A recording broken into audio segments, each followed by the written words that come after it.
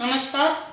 कक्षा 12 अनिवार्य हिंदी में जो अपन पाठ पढ़ रहे थे संतवाणी, उनका तीसरा कविता कृपाराम जी खिड़िया और उनके द्वारा रचित राजिया रसोट था, वो आज अपन पढ़ेंगे। पहले कृपाराम जी का जीवन परिचय पढ़ते हैं। इनका जन्म 1743 ईस्वी में हुआ था और इनकी मृत्यु 1833 ईस्वी में हुई थी।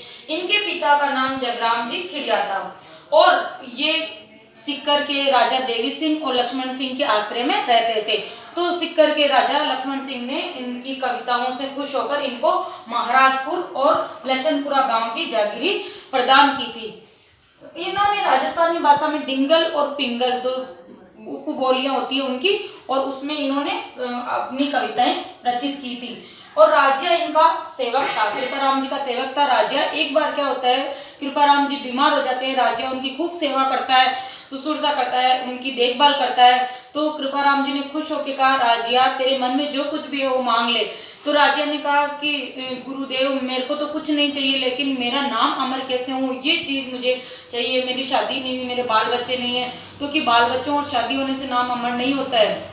नाम अमर होता है अपने अच्छे गुणों या अच्छे कर्मों के कारण। तो उन्होंने क्या किया, राजिया का नाम अमर करने के लिए उन्होंने राजिया के नाम को संबोधित करके सोटे लिखे, जो दोहे के उल्टे होते हैं। दोहे में जितने छंद होते हैं उसके विषम विपरीत सम इसमें सोठों में होता है छंद, जो अपन छंद में पढ़ेंगे।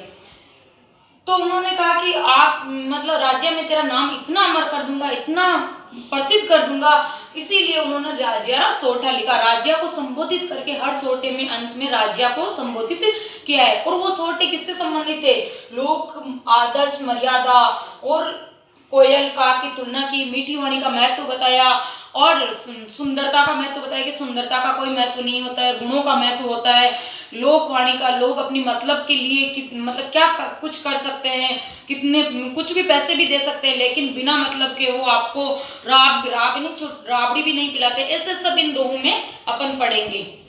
उपजावे अनुराग कोयल मन हरकित करे, कड़वो लागे काग रसनारा गुण राजिया। देखो राजिया को संबोधित करके कहा उसने, उनके हर सोटे में राजिया को संबोधित करके कहा गया है। उन्होंने कहा, हे राजिया उपजावे अनुराग, उपजावे अनुराग, अनुराग ने प्रेम उपजाती है। कोयल मन हरकित करे, कोयल मन में प्रेम उत्पन्न करती है और मन को खुश करती है।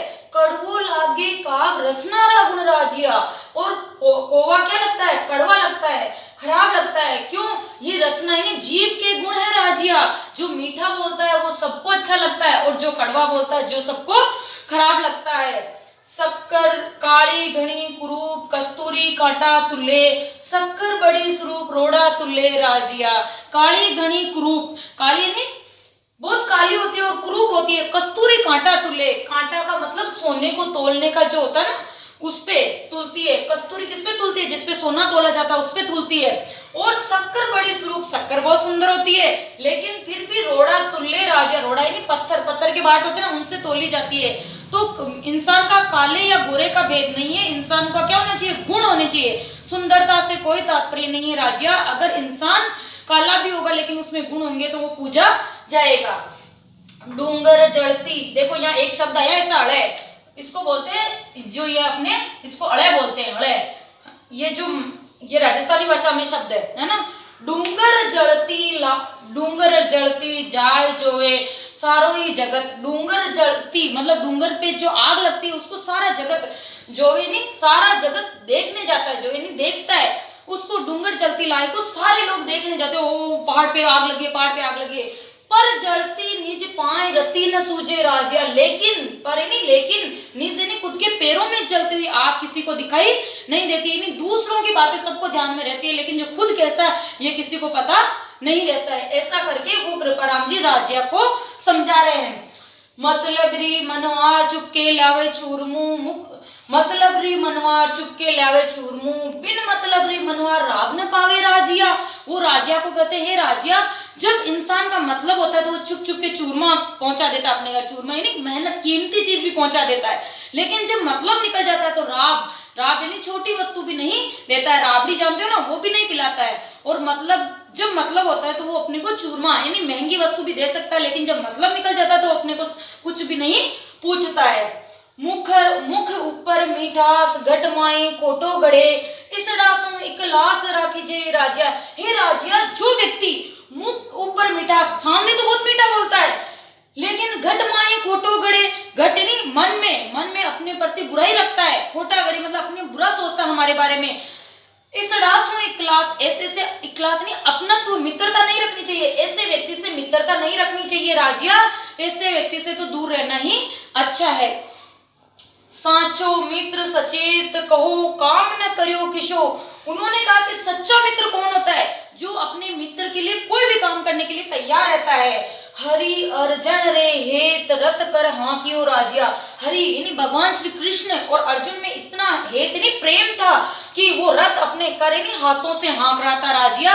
राजिया, सच्चा मित्र वही होता है, चाहे मित्र पे कितनी विपदा है, कैसा भी काम हो, लेकिन वो अपने मित्र के लिए करने के लिए तैयार रहता है। जिस प्रकार भगवान श्री कृष्ण ने अर्जुन के लिए रथ का सारथी बनना भी स्वीकार कर लिया था, हे राजिया, वही सच्चा मित्र होता है जो अपने मित्र के हर परिस्थिति में मदद करता है। हिम्मत कीमत होय, बिन हिम्मत कीमत नहीं, करे न आदर कोई, रद कागज जू राजिया। हे राजिया, हिम्मत की ही कीमत होती है, यानी जो व्यक्ति समस्याओं का सामना करके और अपनी हिम्मत दिखा देता है, उसकी ही इस संसार में आदर या सम्मान होता है। अगर मनुष्य अपनी परिस्थितियों के सामने घुटने टेक देता है या हार जाता है, उसकी कोई हिम्मत नहीं, उसकी कोई आदर नहीं करता है, उसकी कोई कीमत नहीं होती इस संसार में। जिस प्रकार रद्दी कागज जो, जैसे रद्दी कागज को कोई कुछ नहीं समझते हैं राजिया, उसी प्रकार जो व्यक्ति अपनी परिस्थितियों से घबरा जाता है, उसका संसार में कोई आदर नहीं होता है। लेकिन जो व्यक्ति अपनी परिस्थितियों का, समस्याओं का सामना करके आगे बढ़ता है, संसार में वही आदर और सम्मान पाता है। इस प्रकार कवि कृपाराम जी ने राजिया को संबोधित करके ये सारे सोटे लिखे थे। आज अपना संतवाणी पाठ पूरा हुआ। इसमें 3 थे कवि, कबीरदास जी, तुलसीदास जी और राजिया रसोटा यानी कृपाराम जी खिड़िया। इन तीनों के जो भी दोहे लिखे हुए हैं, इनके पूरे की व्याख्या नहीं करनी है आपको। जो पाठ के प्रश्नोत्तर है पीछे, उनमें से जो दिए हुए उनकी व्याख्या करनी है, साथ में ही उस पाठ के प्रश्नोत्तर करने हैं, और शब्दार्थ जो मैंने बताए उसमें लिखे हुए हैं वो सब अपनी कॉपी में करना है और फिर मुझे भेजना है।